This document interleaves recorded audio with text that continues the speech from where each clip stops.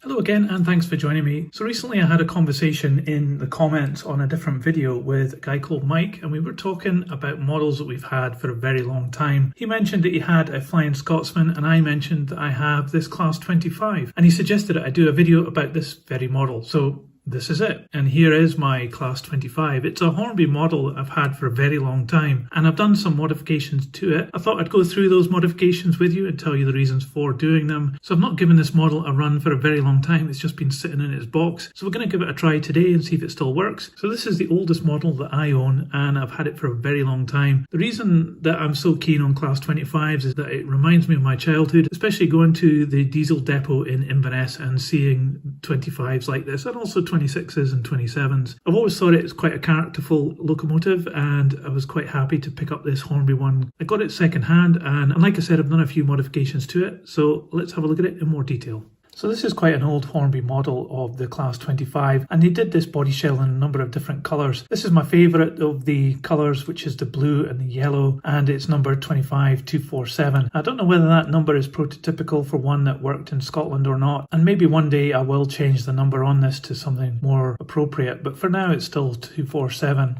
I've done the most modification here at the front of the model. So it's standard from Hornby. This came with a gangway at the front of the locomotive, and I've actually filed that down as best I could and just smoothed it off and repainted it in a later style when they just blanked this over in real life. So up here I've replaced the number board with this domino effect. I actually just printed out a piece of paper from my computer and stuck it up there, and that's all that is. And then I got these little transfers of the overhead electric wire flashes and just applied them where they would go just above the lights there. I've also done a slight weathering job on this just to pick out some of the detail, mostly around the grills with the black here, and also picking out the handrails up here by the door in a kind of gunmetal colour. And then further down added in some black washes onto these vents just to pick them out a little bit more. And also on the roof I've done a similar thing and just put a little bit of black shading like up here and around the hatches, and also in the grille and places like that as well. And you'll see inside it also has an interior.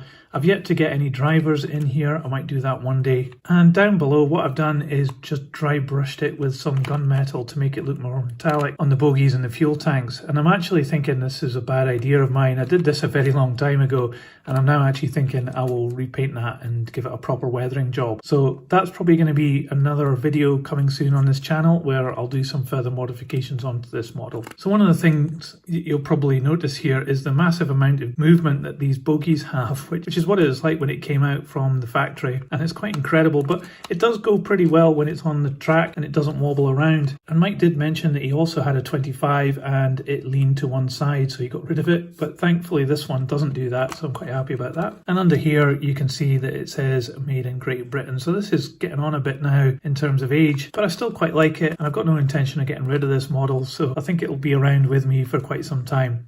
Anyway, I'll open it up and I'll show you a different modification that I did.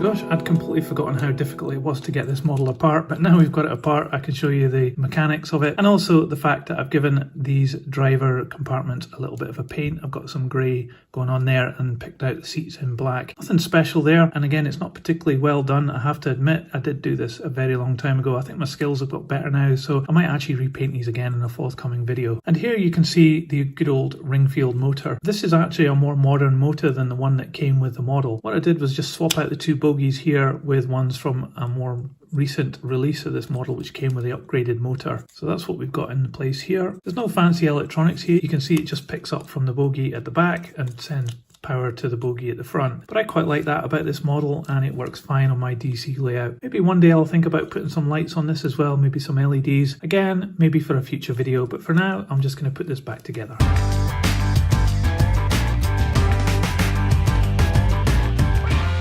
So it just clips back together quite easily. There's nothing complicated about this model, and there's no screws holding it together. You can see the little tabs there just on the bottom of the door, and that's all that's holding the body together onto the chassis. So it's quite a simple thing, but I quite like it. But let's give this a run and see if it still works.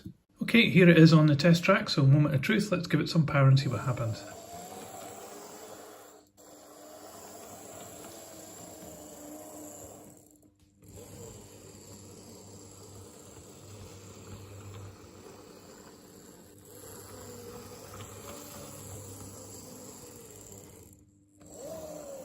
Well, great news, it still runs perfectly, so I'm really happy about that.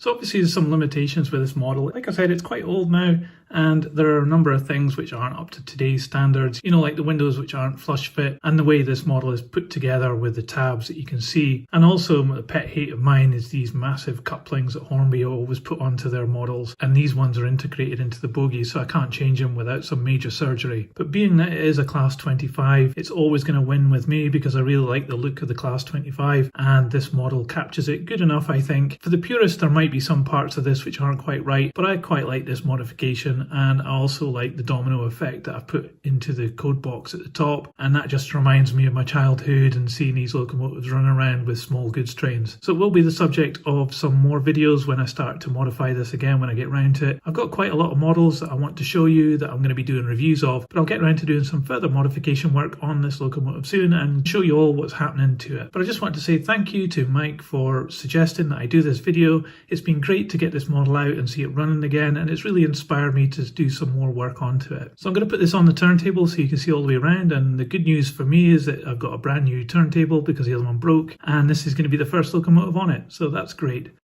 Anyway, I hope you like this video. If you've got a model as well that you've had for a very long time, you really like it in spite of everything, then let me know in the comments below. I'd love to know what you have. And if you enjoyed this video, then please give it a thumbs up. It really helps this channel. And you can subscribe to see more videos about this locomotive and other model trains. But that's it for today. See you next time.